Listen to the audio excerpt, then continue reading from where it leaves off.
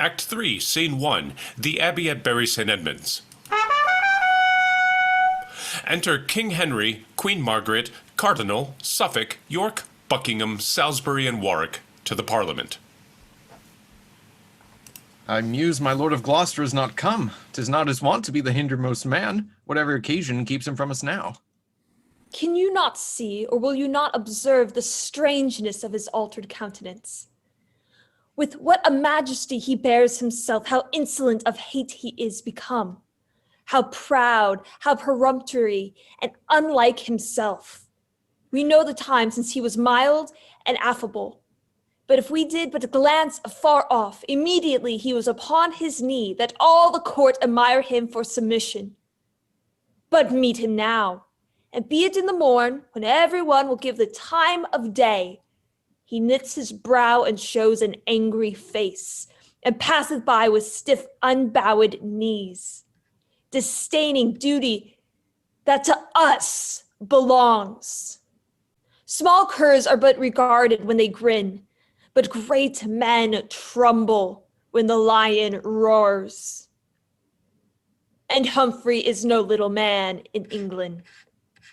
First note that he is near you in descent, and should you fall, he is the next will mount.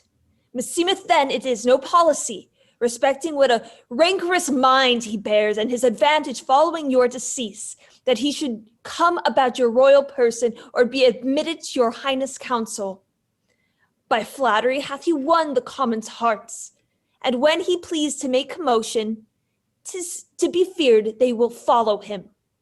Now 'tis the spring, and weeds are shallow-rooted. Suffer them now, and they'll o'ergrown the garden, and choke the herbs for want of husbandry. The reverent care I bear into my lord made me collect these dangers in the duke. If it be fond, call it a woman's fear, which fear, if better reasons can supplant, I will subscribe and say I wronged the duke. My lord, Suffolk, Buckingham, and York, reprove my allegation if you can, or else conclude my words effectual. Well hath your highness seen into this duke, and as I had first been put to speak my mind, I think I should have told your grace's tale. The Duchess, by his subordination, upon my life, began her devilish practices. Or, if he were not privy to those faults, yet by reputing of his high descent, as next the king he was a successive heir. And such high vaunts of his nobility did instigate the bedlam brain-sick Duchess by wicked means to frame our sovereign's fall. Smooth runs the water where the brook is deep, and in his simple show he harbors treason. The fox barks not when he would steal the lamb. No, no. My sovereign, Gloucester, is a man unsounded yet and full of deep deceit. Did he not, contrary to form of law, devise strange deaths for small offenses done? And did he not, in his protectorship, levy great sums of money through the realm for soldiers' pay in France, and never sent it, by means whereof the towns each day revolted? Tut! These are petty faults to faults unknown, which time will bring to light in smooth Duke Humphrey. My lords, at once. The care you have of us to mow down thorns that would annoy our foot is worthy praise. But shall I speak my conscience? Our kinsman, Gloucester, is as innocent from meaning treason to our royal person as is the sucking lamb or harmless dove. The Duke is virtuous, mild, and too well given to dream on evil or to work my downfall. What's more dangerous than this fond affiance? Seems he a dove? His feathers are but borrowed, for he's disposed as the hatred raven. Is he a lamb?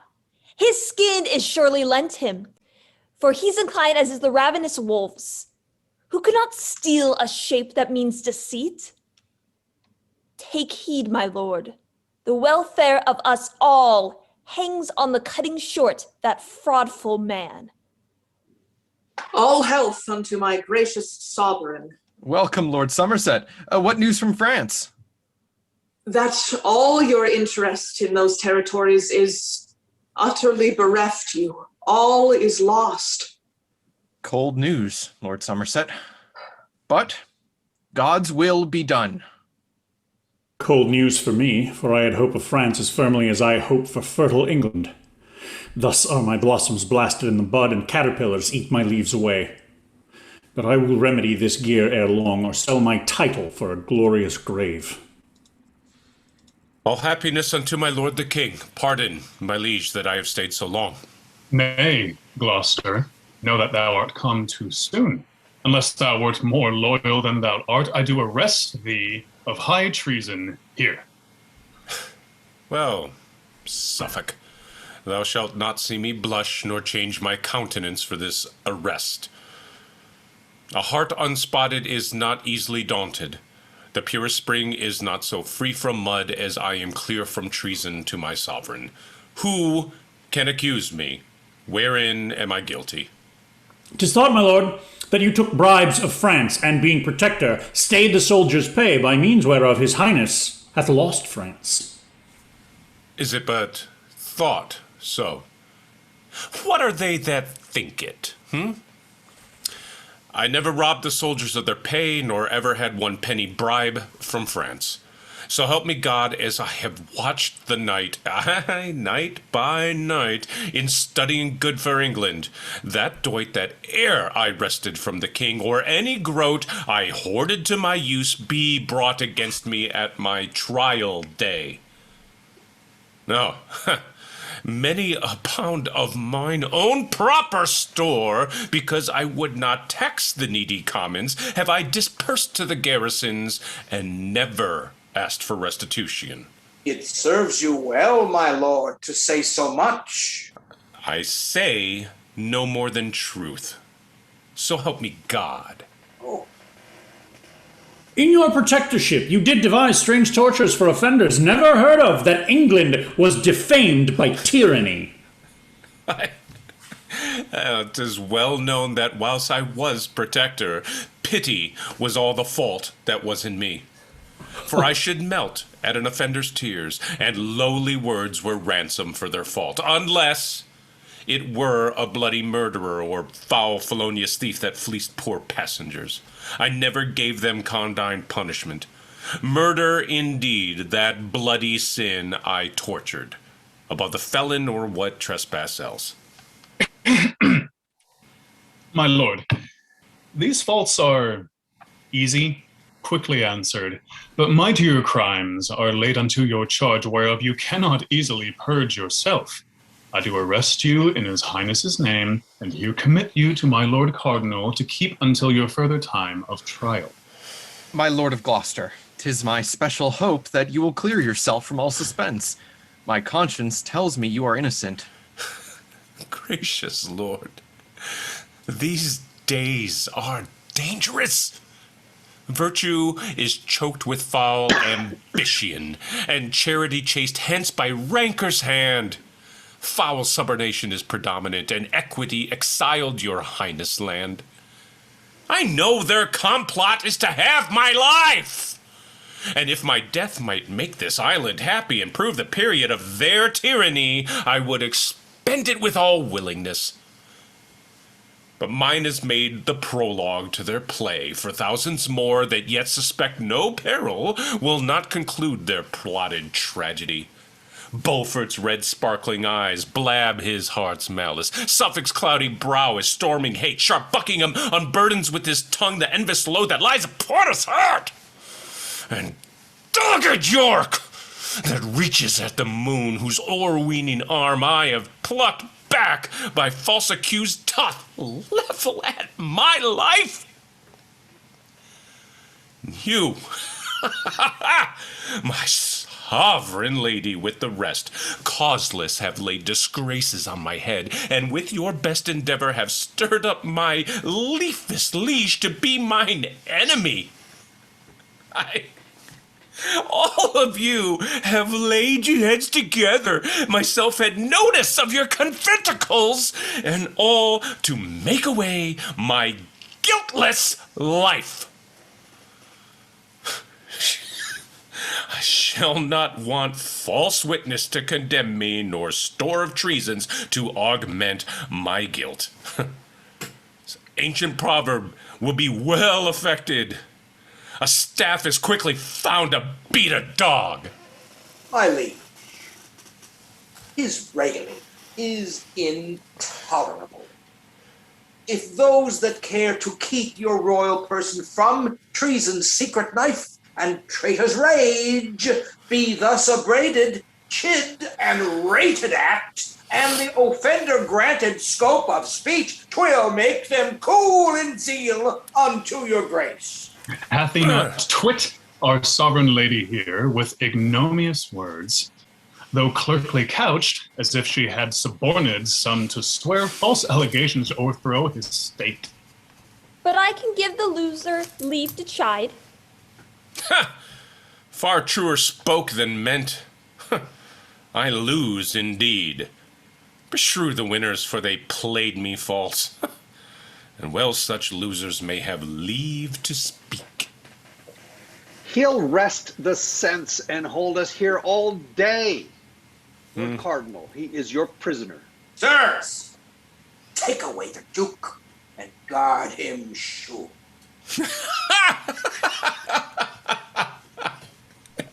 Thus King Henry throws away his crutch before his legs be firm to bear his body.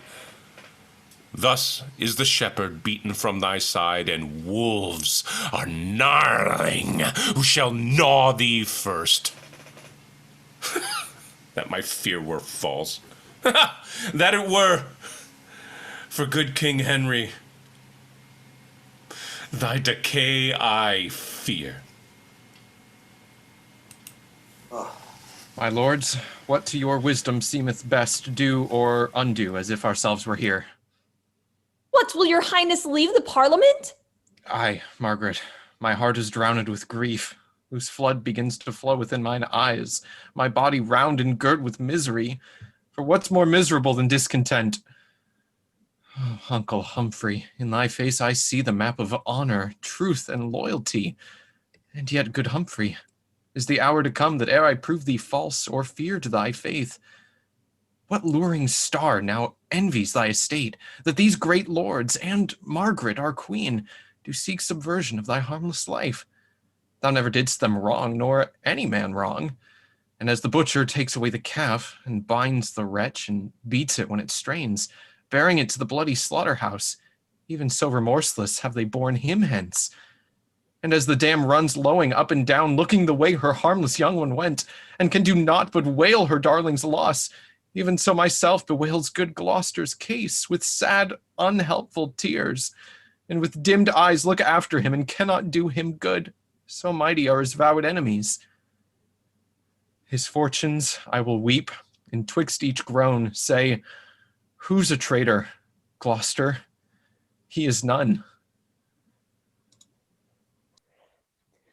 Free lords, cold snow melts with the sun's hot beams. Henry, my lord, is cold in great affairs. Too full of foolish pity, and Gloucester's show beguiles him as the mournful crocodile. With snarl snares relenting passengers, or as the snake rolled in a flowering bank, with shrining checkered slaw, does sting a child, that the beauty thinks it excellent. Believe me, lords, were none more wise than I, and yet herein I judge mine own good wit. This Gloucester should be quickly rid the world, and rid us from the fear we have of him. That he should die is worthy policy, but yet we want a color for his death. 'Tis meet he be condemned by course of law. But in my mind, that were no policy. The king will labor still to save his life. The commons haply rise to save his life, and yet we have but trivial argument, more than mistrust, that shows him worthy death. So that by this you would not have him die. Aye, York, no man alive so fain as I.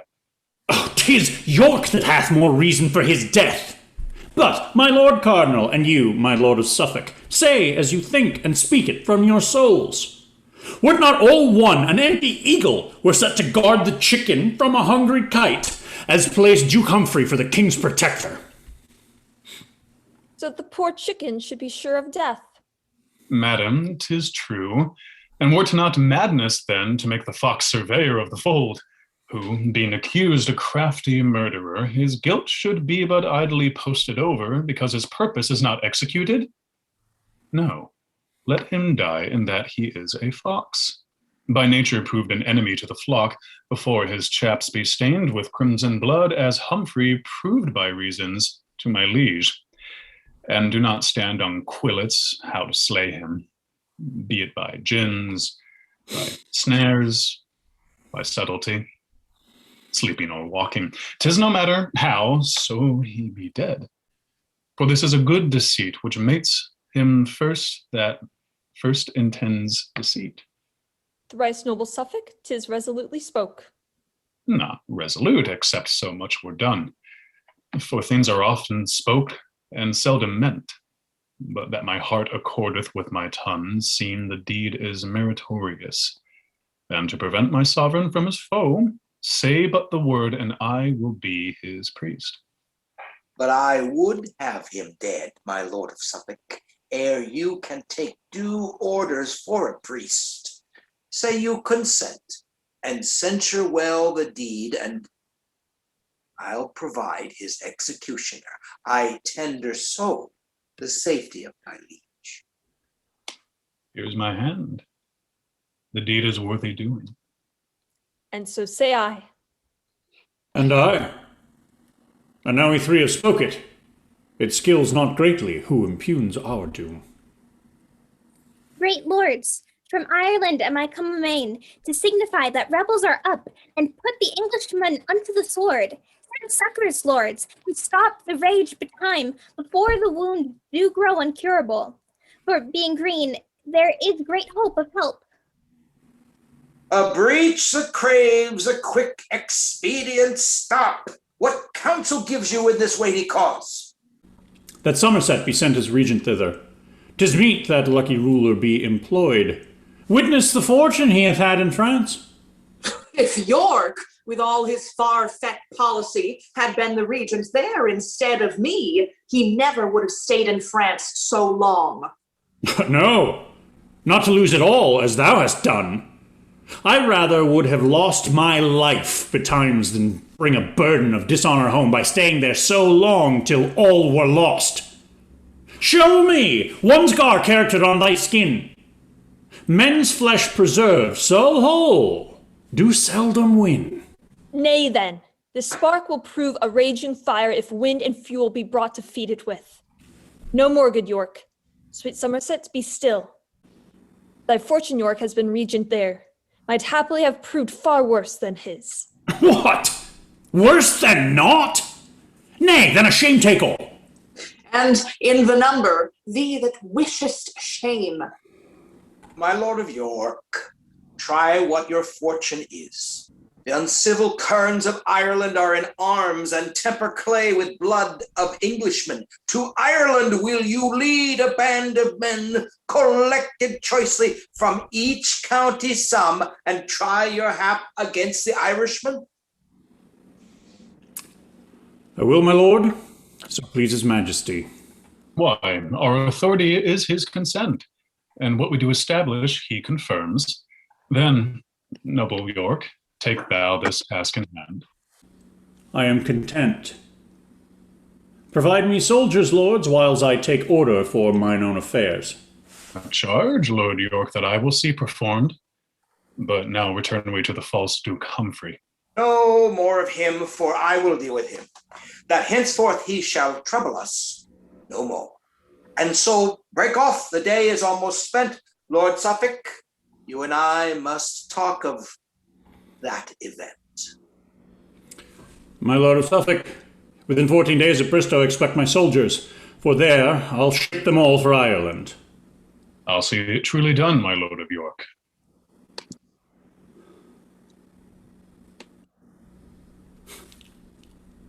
Now, York. or never. Steel thy fearful thoughts and change misdoubt to resolution. Be that thou hopest to be, or what thou art resigned to death. It is not worth enjoying. Let pale-faced fear keep with the mean-born man, and find no harbour in a royal heart. Faster than springtime showers comes thought on thought, and not a thought but thinks on dignity. My brain, more busy than a labouring spider, weaves tedious snares to trap mine enemies. Well, nobles, well.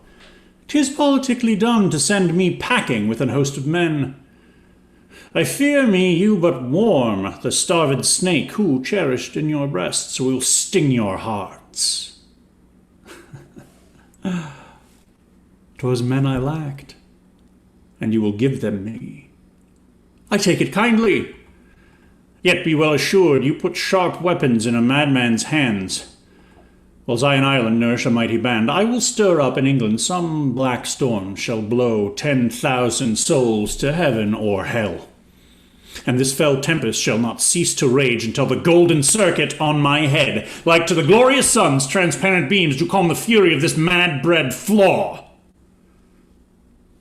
And for a minister of my intent, I have seduced a headstrong Kentishman, John Cade of Ashford, to make commotion, as full well he can under the title of John Mortimer. In Ireland have I seen the stubborn Cade oppose himself against a troop of kerns, and fought so long till that his thighs with darts were almost like a sharp-quilled porpentine, and in the end, being rescued, I have seen him caper upright like a wild Morisco, shaking the bloody darts as he his bells.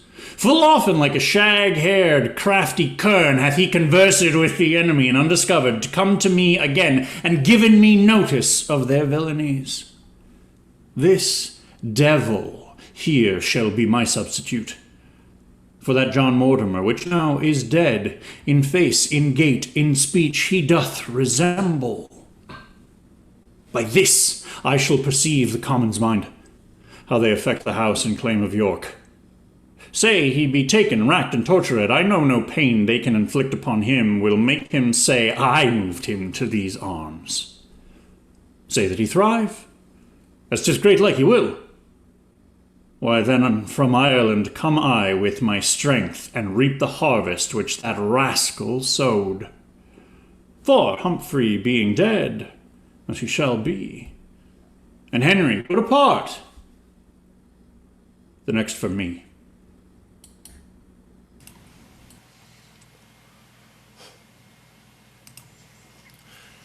Act 3, Scene 2.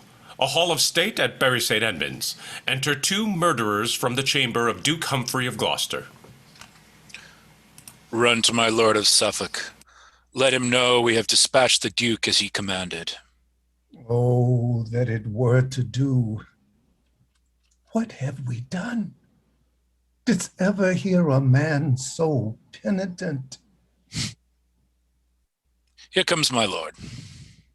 Now, sirs, have you dispatched this thing? My good lord, he's dead.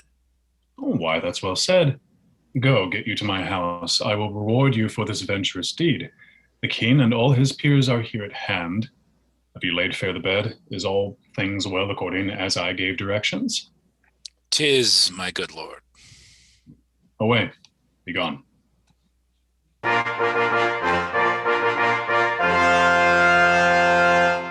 Go, call our uncle to our presence straight. Say we intend to try his grace today, if he be guilty as 'tis published. I'll call him presently, my noble lord. Lords, take your places, and I pray you all, proceed no straighter against our uncle Gloucester than from true evidence of good esteem he be approved and practice culpable. God forbid any malice should prevail, that faultless may condemn a nobleman. Pray God he may acquit him of suspicion. I thank thee, Meg. These words content me much. How now? Why look'st thou pale? Why tremblest thou? Where's our uncle? What's the matter, Suffolk? Dead in his bed, my lord. Gloucester is dead. Mary, God forfend!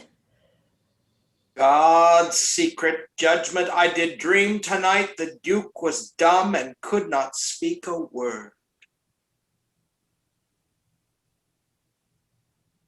How fares my lord? Help! Lords, the king is dead! Rear up his body. Wring him by the nose. Run, go, help, help! O Henry, open thine eyes. He doth revive again, madam. Be patient. Oh, heavenly God. How fares my gracious lord? Comfort, my sovereign. Gracious Henry, comfort. What? Doth my lord of Suffolk comfort me? Came he right now to sing a raven's note, whose dismal tune bereft my vital powers, and thinks he that the chirping of a wren by crying comfort from a hollow breast can chase away the first conceived sound? Hide not thy poison with such sugared words. Lay not thy hands on me, forbear, I say. Their touch affrights me as a serpent's sting. Thou baleful messenger, out of my sight! Upon thy eyeballs, murderous tyranny sits in grim majesty to fright the world. Look not upon me, for thine eyes are wounding. Yet do not go. Come, basilisk, and kill the innocent gazer with thy sight. For in the shade of death I shall find joy in life, but double death now Gloucester's dead. Why do you rate my lord of Suffolk thus? Although the Duke was enemy to him, yet he most Christian-like laments his death. And for myself, foe as he was to me, might liquid tears or heart-offending groans or blood-consuming sighs recall his life, I would be blind with weeping, sick with groans, look pale as primrose with blood-drinking sighs, and all to have the noble Duke alive. Would know I how the world may deem of me? For it is known we were but hollow friends. It may be judged I made the Duke away. So shall my name with slander's tongue be wounded, and prince's courts be filled with my reproach. This get I by his death. I, me unhappy, to be a queen and crowned with infamy. Oh, woe is me for Gloucester, wretched man. Be woe for me, more wretched than he is. What? Dost thou turn and hide thy face? I am no loathsome leper. Look on me. What art thou, like the adder waxen deaf? Be poisonous too and kill thy forlorn queen? Is all thy comfort shut in Gloucester's tomb? Why then Dame Margaret was ne'er thy joy. Erect his statue and worship it, and make my image but an alehouse sign. Was I for this night wrecked upon the sea, and twice by awkward wind from England's break drove back onto my native clime? What boded this? But well forewarning wind that seemed to say, seek not a scorpion's nest, nor set no footing on this unkind shore. When then I did but curse the gentle gusts, and he that loosened from them forth their braves and caves, and bid them blow towards England's blessed shore, or turn our stern upon a dreadful rock. Yet Elos would not be a murderer that left that hateful office unto thee. That pretty vaulting sea refusing to drown me, knowing that thou wouldst have me drown on shore, with tears as salt as sea, though my unkindness, the splitting coward in the sinking sands, would not dash me with the ragged sides, because thy flinty heart, more hard than they, might in thy palace perish, Margaret, as far as I could ken thy chalky cliffs. When from thy shore the tempest beat us back, I stood upon the hatches in the storm, and when the dusty sky began to rob my earnest gaping sight of thy land's view, I took a costly jewel from my neck, a heart it was, bound in with diamonds, and threw it towards thy land. The sea received it, and so I wished my body might my heart. And even with this, I lost fair England's view. It bid mine eyes be packing with my heart, to call them blind and dusty spectacles, for losing ken of Albion's wished coast. How often have I tempted Suffolk's tongue, the agent of thy foul inconsistency, to sit and watch me as Ascanius did, when he to maddening Dido would unfold his father's acts commending to burning Troy. Am I not witch like her, or thou more false like him? I can no more die, Margaret, for Henry weeps that thou dost live so long.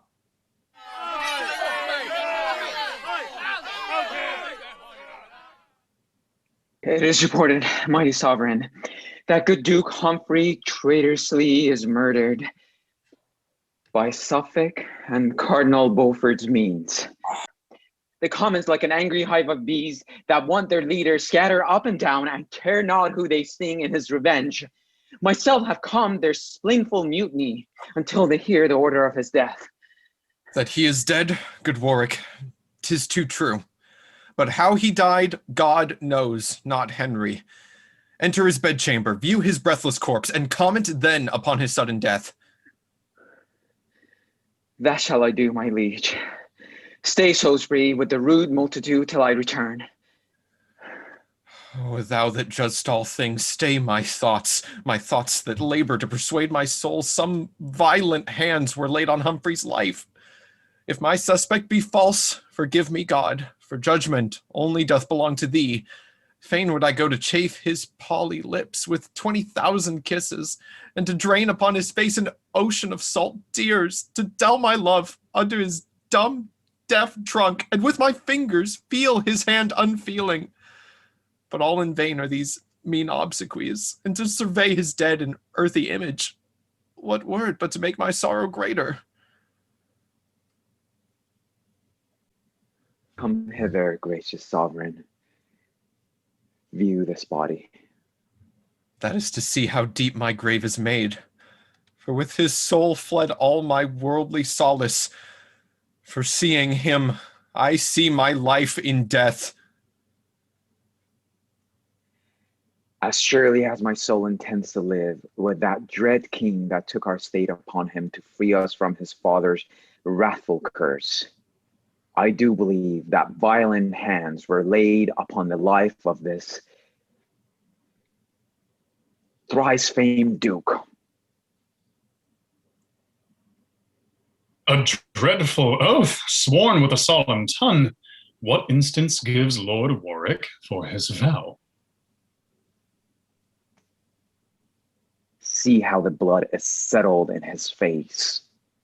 Oft have I seen a timely parted ghost of ashy semblance, meager, pale, and bloodless, being all descended to a laboring heart, who in the conflict that it holds with death, attracts the same for aidance against the enemy, which with the heart there cools, and never returneth to blush and beautify the cheek again.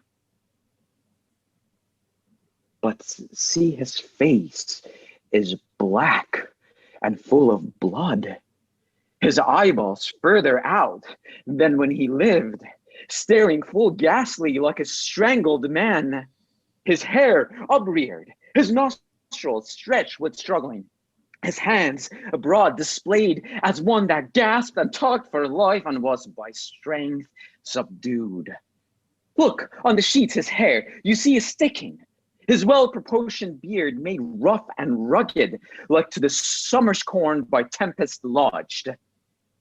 It cannot be, but he was murdered here. The least of all these signs were probable. Why, Warwick, who should do the Duke to death? Myself and Beaufort had him in protection, and we, I hope, sir, are no murderers. But both of you were vowed Duke Humphrey's foes. And you, forsooth, had the good Duke to keep. 'Tis like you would not feast him like a friend, and 'tis well seen he found an enemy. Then you belike suspect these noblemen as guilty of Duke Humphrey's timeless death? Who finds the heifer dead and bleeding fresh, and sees fast by a butcher with an axe, but will suspect 'twas that he that made the slaughter? Who finds a partridge in the puttock's nest, but may imagine how the bird was dead, although the kite soared with unbloodied beak? Even so suspicious is this tragedy. Are you the butcher, Suffolk? Where's your knife? Is Beaufort turned to kite? Where are his talons? I wear no knife to slaughter sleeping men, but here's a vengeful sword, rusted with ease, that shall be scoured in his rancorous heart that slanders me with murderer's crimson badge. Say, if thou darest, proud Lord of Warwickshire, that I am faulty of Duke Humphrey's death. What dares not Warwick, if false Suffolk dare him? He dares not calm his continuous spirit, nor cease to be an arrogant controller, though Suffolk dare him 20,000 times. Madam, be still. With reverence, may I say, for every word you speak in his behalf is a slander to your royal dignity. Blunt-witted lord, ignoble in demeanor, if ever lady wronged her so much, thy mother took into her blameful bed some stern, untutored churl, and a noble stock was grafted with Crabtree slip, whose fruit thou art, and never of the Neville's noble race. But that the guilt of murder bucklers thee, and I should rub the deathsman of his fee, quitting thee thereby of 10,000 shames, and that my sovereign's presence makes me mild, I would, false, murderous, coward, on thy knee make thee beg pardon for thy past speech, and say it was thy mother thou mentest, that thou thyself was born in bastardy, and after all this fearful homage done, give thee thy hire and send thy soul to hell, pernicious bloodsucker of sleeping men. Thou shalt be waking when I shed thy blood, if from this presence thou darest go with me. Away even now, or I will drag thee hence. Unworthy though thou art, I'll cope with thee and do some service to Duke Humphrey's ghost. What stronger breastplate than a heart untainted? Thrice is he armed that hath his quarrel just, and he but naked, though locked up in steel, whose conscience with injustice is corrupted.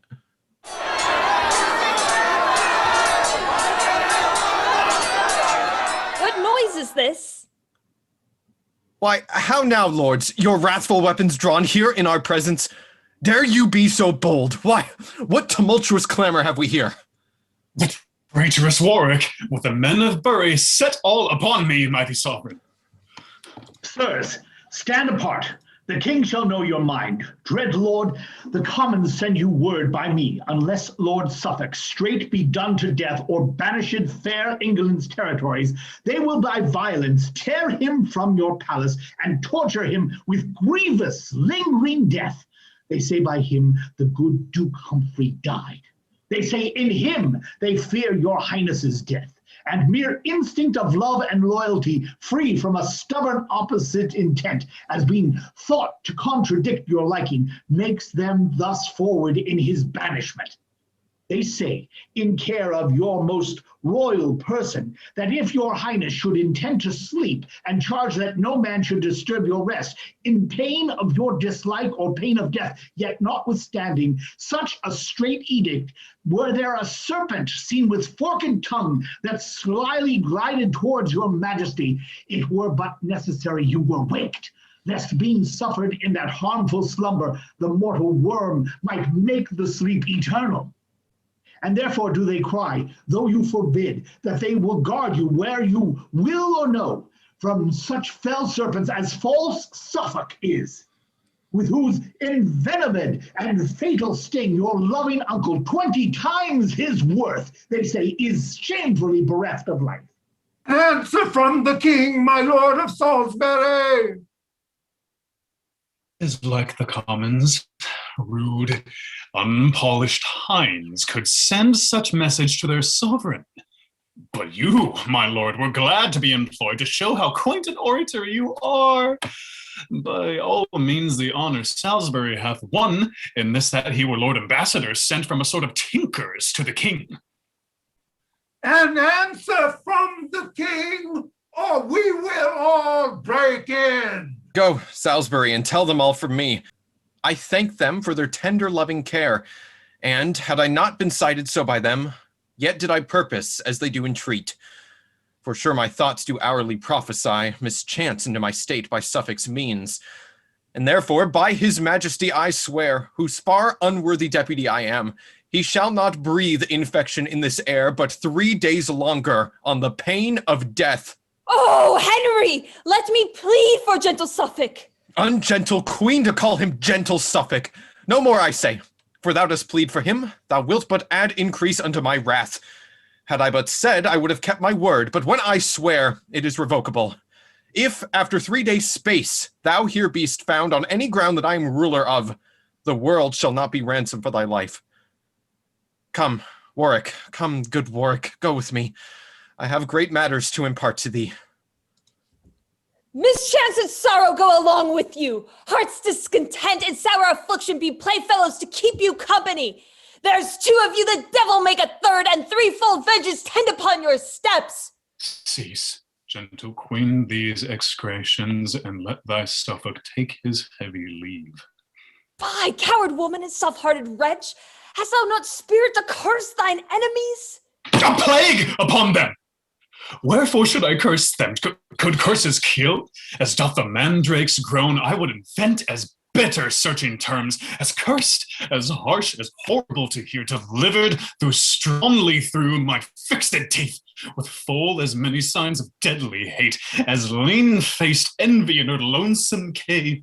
My tongue should stumble in mine earnest words, mine eyes should sparkle like the beaten flint, mine hair be fixed on one end as one distract.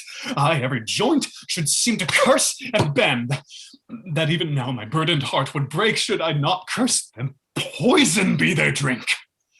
Gall, worse than gall, the daintiest that they taste, their sweetest shade a grove of cypress trees, their chiefest prospects murdering basilisks, their softest touch as smart as lizard stings, their music frightful as the serpent's hiss, and boding screech owls make the consort full, all the foul terrors and dark-seated hell. Enough, sweet Suffolk! Thou torments thyself, and these dread curses like the sun against glass, or like an overcharged gun recoil and turn the force of them upon thyself. You bade me ban, and will you bid me leave? Now, by the ground that I am banished from, well could I curse away winter's night, though standing naked on a mountain top where biting cold would never let grass grow, and think it but a minute spent in sport. Oh, let me entreat thee cease. Give me thy hand, that I may do it with my mournful tears, nor let the rain of heaven wet this place to wash away my woeful monuments. Could this kiss be printed in thy hand, that thou mightest think upon these by the seal, that when 1,000 sighs are breathed for thee. So get thee gone, that I may know my grief, to surmise whilst thou art standing by as one surfeit thinking on a want. I will repeal thee as well assured, venture to be banished myself, and banished I am if but from thee. Go, speak not to me, even now be gone. Oh, go not yet. Even thus 2 friends condemned, embrace 1,000 leaves, loather 100 times to part than die. Yet, now farewell, farewell life with thee. Thus is poor Suffolk 10 times banished, once by the king, and 3 times thrice by thee. 'Tis not the land I care for, or thou thence. A wilderness is populous enough, so Suffolk had thy heavenly company. For where thou art, there is the world itself, with every several pleasure in the world. And where thou art not, desolation. I can no more. Live thou to joy thy life. Myself no joy in naught but that thou livest. Whither goes Val so fast? What news, I prithee? to signify unto his majesty that Cardinal Beaufort is at point of death. For suddenly a grievous sickness took him that makes him gasp and stare and catch the air, blaspheming God and cursing men on earth. Sometimes he talks as if Duke Humphrey's ghost were by his side. Sometimes he calls the king and whispers to his pillow as to him the secrets of his overcharged soul. And I am sent to tell his majesty that even now he cries aloud for him. Go, tell this heavy message to the king. Ay me, what is this world? What news are these? But wherefore grieve I at an hour's poor loss, amiding Suffolk's exile, my soul's treasure? Why, only Suffolk mourn I not for thee, and with the southern clouds content in tears theirs and the earth's increase, mine for my sorrows? Now get thee hence. The king thou knowest is coming. If thou be found by me, thou art but dead. If I depart from thee, I cannot live. And in thy sight to die, what were it else but like a pleasant slumber in thy lap? Here could I breathe my soul into the air, as mild and gentle as the cradle babe dying with mother's dug between its lips. Where from thy sight should I be raging mad and cry out for thee to close up mine eyes, to have thee with thy lips to stop my mouth? So shouldst thou either turn my flying soul, or I should breathe it so into thy body, and then it lived in sweet Elysium. To die by thee were but to die in jest. From thee to die were torture more than death. Let me stay, befall what may befall. Away, departing be a fretful coercive, it is applied to a dreadful wound. To France, sweet Suffolk, let me hear from thee. For whoever thou art in the world's globe, for I've an iris that shall find thee out. I go. And take my heart with thee. A jewel locked into the woefulest cask that ever did contain a thing of worth. Even as a splitting bark, so sunder we. This way I fall to death. This way for me.